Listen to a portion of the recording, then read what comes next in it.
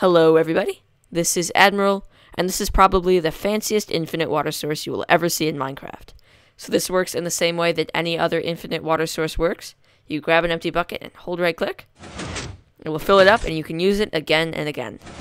So as you can see, we could sit here all day filling this bucket up. This looks really good aesthetically because it's the only visible source until you fill up a bucket. And the redstone is actually really simple. So let me just switch into creative mode.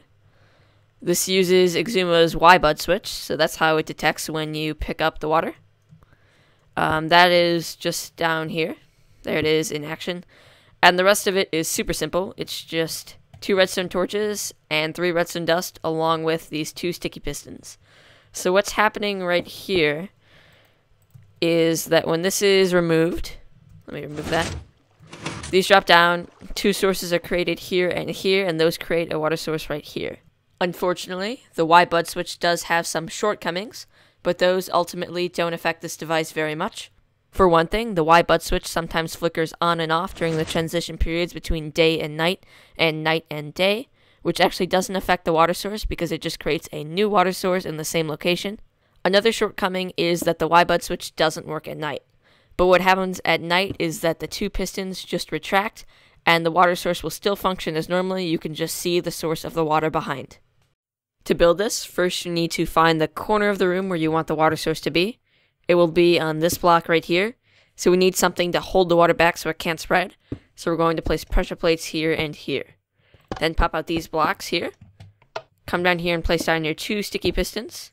And then these blocks right here. Now we're going to place in all of the water sources that we need. Water sources will go here, here, and here. So we need to box those in so that doesn't make a big mess. Place in your water source blocks. Uh-oh.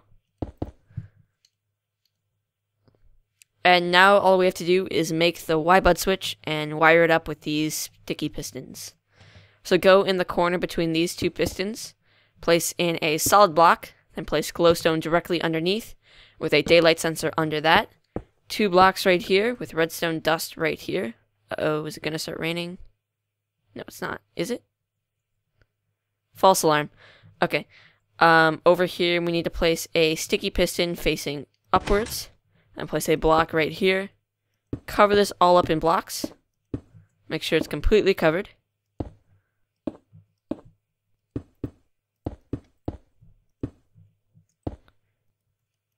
Make sure this spot right here is open, so it will let light in when it retracts.